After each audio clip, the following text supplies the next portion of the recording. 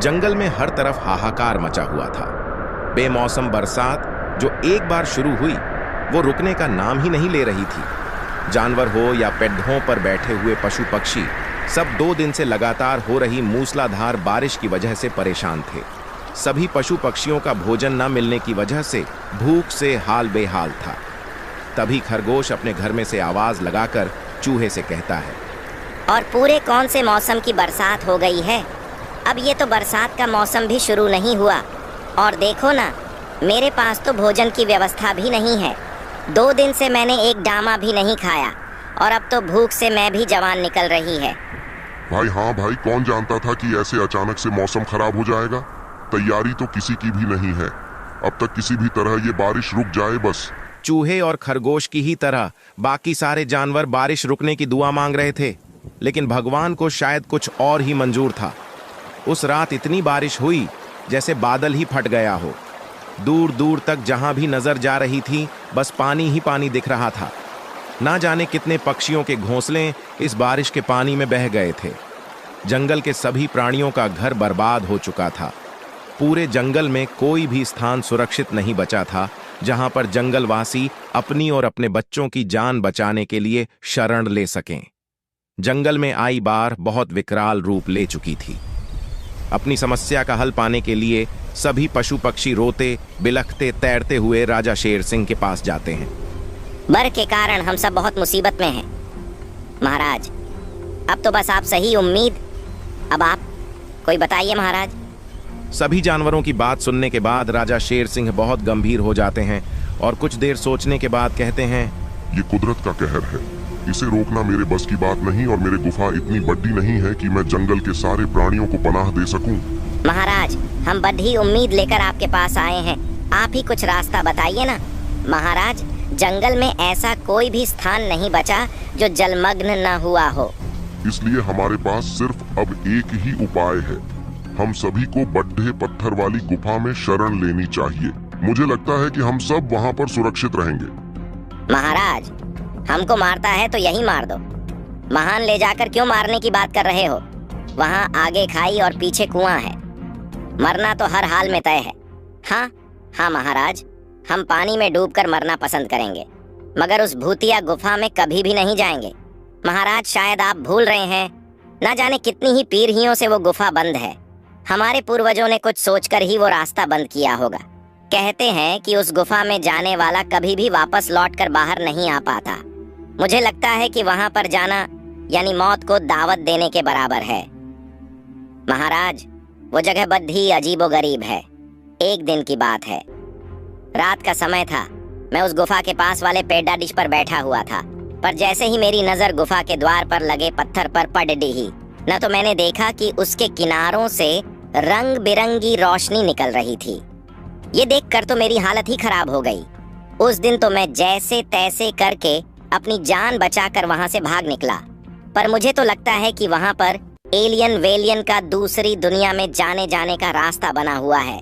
महाराज, लगता है इसीलिए महाराज के परदादा ने उधर आने जाने का रास्ता बंद करवा दिया होगा और किसी को कुछ कहना है। हाँ महाराज, एक दिन मैं भी उस पेड़ डिन पर लगे हुए आम खाने की लालच में न उस गुफा की ओर चला गया था और हर तरफ बिल्कुल सन्नाटा छाया हुआ था। मैं चुपचाप बैठकर पेड़ डाक पर आम खा रहा था। तभी मुझे कुछ अजीबोगरीब आवाजें सुनाई पड़ जाने लगी। महाराज, मैं झांक कर देखने ही वाला था कि गुफा के पास किसी जानवर की चीख सुनाई दी। मुझे चीख सुनते ही मेरी हालत खराब हुई और दुर्घटना घटी। मेरे हाथों से आम छूटकर नीचे गिर गया और डर के मारे मैं वहां से फुट आंच की गोली लेकर वहां से कल्टी हो गया। फिर क्या हुआ, होना क्या था? महाराज, उस दिन के बाद में कभी भी उस तरफ नहीं गया। मैं तो कहता हूँ कि आप लोगों को भी वहाँ नहीं जाना चाहिए। देखो, गुफा के डर से अगर हम वहाँ पर नहीं जाएंगे तो यूं ही बाढ़ में डूबकर मर जाएंगे। इससे बेहतर है कि मौत से मुकाबला किया जाए। मेरा विश्वास करो, जब तक मैं जिंदा हूँ तुम लोगों पर आज भी नहीं आने दूंगा। जिससे आपने राजा पर विश्वास है वो मेरे साथ चल सकता है। शेर सिंह की बात सुनकर हाथी, जेबरा, चीता, बल्लू बंदर और जंगल के सारे प्राणी शेर सिंह के साथ चल पड़े रहते हैं। आगे आगे राजा शेर सिंह और पीछे जंगल के सारे प्राणी बाढ़ के पानी में तैरते हुए गुफा के पास जा रहे हैं। अरे चीता थोड़ा आहिस्ता आहिस्ता पैरों ना यार, मुझे बहुत डर लग रहा है। पता नहीं उस गुफा में किसी से सामना होगा या फिर किसी भूत प्रेत से सामना होगा। डर के मारे सभी जंगलवासियों का खून जमा जा रहा था। थोड़ी देर के बाद सभी प्राणी तैरते हुए गुफा के बाहर पहुंच जाते हैं। उस वक्त भी बारिश रुकने का नाम ही नहीं ले रही थी। आसमान के बादल बरस रहे थे और बिजली कड्डी डडक रही थी। महाराज, गुफा तक तो आ गए, पर हम गुफा के अंदर कैसे जाएंगे महाराज? गुफा में जाने का रास्ता तो बड्ढे पत्थर से बंद किया गया है। महाराज, तो तुम इस पत्थर को हटाकर गुफा में जाने का रास्ता बनाओ। कुछ ही पल में हाथी पत्थर हटाकर गुफा में जाने का रास्ता बना देता है। देखो, अंदर खतरा है, इसलिए मैं अकेला ही अंदर जाऊंगा। तुम सब बाहर खड़ी डीढ़े रहकर मेरा इंतजार करो महाराज। मगर आपको कुछ हो गया तो राज धर्म निभाने का यही सही मौका है। मर गया तो शहीद कहलाऊंगा और बच गया तो हिम्मत वाला कहलाऊंगा।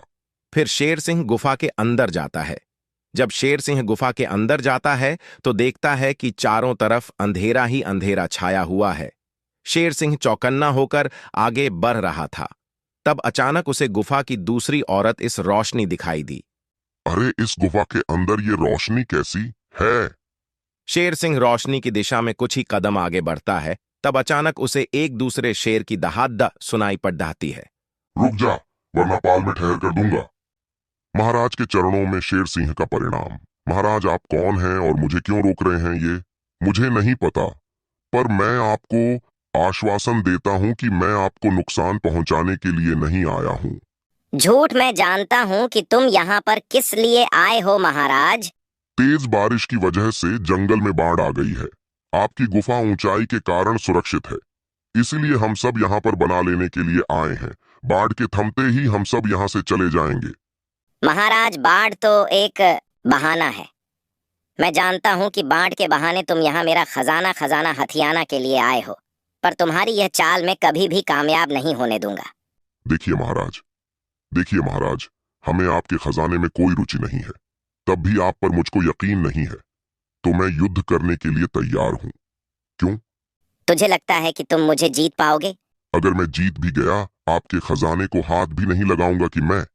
अगर आपके हाथों से अगर भगवान करे मैं आपके हाथों से हार गया, तो मेरे जंगलवासी मेरी सदियों तक कहानी सुनाएंगे कि राजा ने अपने प्रजा के खातिर जान दे शेर की। यह बात सुनकर दूसरा शेर अचानक एक साथ में बदल जाता है। महाराज की जय हो। मैं एक इच्छाधारी नाग हूँ।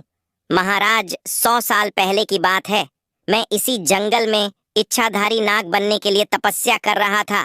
एक इस समय सोनगढ़ के महाराज विजयपुर पर अपनी जीत हासिल करके अपनी सेवा के साथ इसी जंगल से होकर गुजर रहे थे।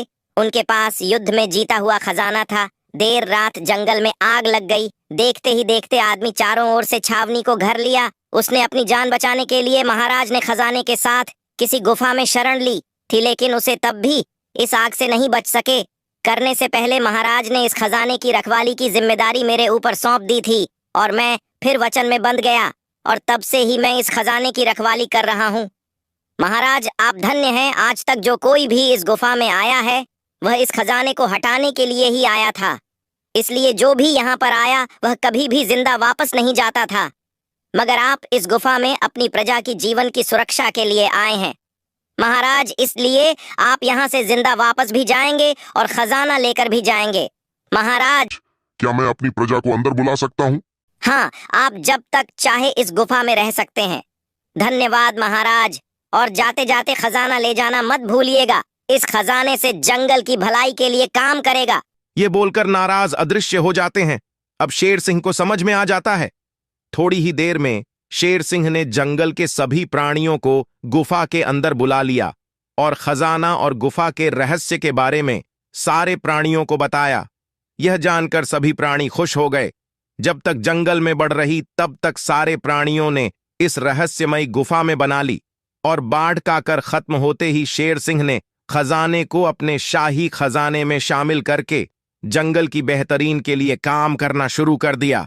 अब सारे जंगलवासी खुशी खुशी अपना जीवन बसर कर रहे हैं।